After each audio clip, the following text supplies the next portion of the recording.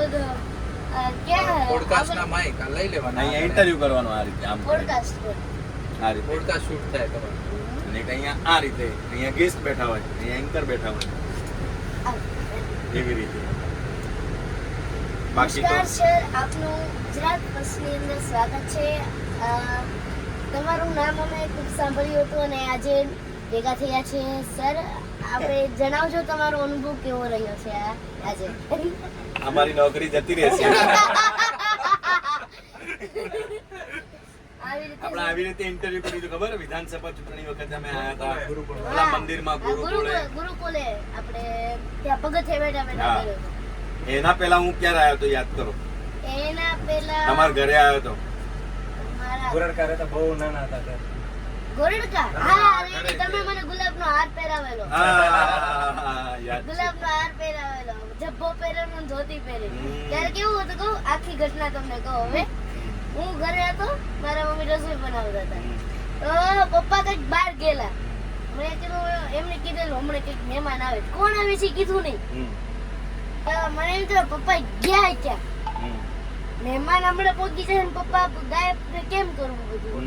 તો હું પપ્પાને ગોતવા બહાર નીકળ્યો. બહાર નીકળ્યું મીડિયા વાળાની ગાડી, મને ક્યાંક ખબર ન પડતી મીડિયા એટલે શું. મને એવું લાગ્યું પોલીસ આયા. પોલીસ વાળાને આયા હું પપ્પાએ પોલીસ વાળાને મહેમાન રૂપે બોલાયા છે. પછી બહાર નીકળ્યા ને તો કે આ જ મહેમાન છે. પપ્પા સામેથી હલાવતા ને તમારી ગાડી આવે એવું ચાલે ને. મેં કીધું પપ્પા આ કોણ છે, તમે પોલીસ ને શું લેવા આવ્યા લાયા. તો કે આ પોલીસ નથી બેટા, મીડિયા વાળા છે.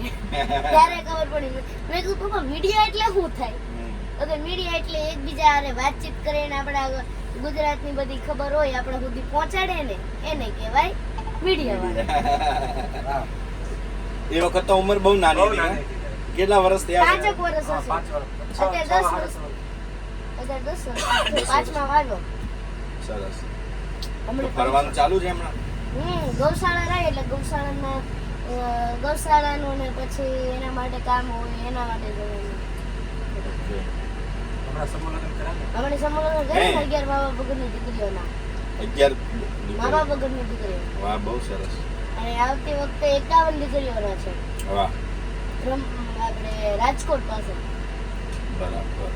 ટંકારા ગામ છે. ત્યાં તો છે પરસોત્તમભાઈ આવ્યા હતા. પરસોત્તમભાઈ સોલંકી પણ આવ્યા. હા હા, મેં જોયું હતું સમાચાર.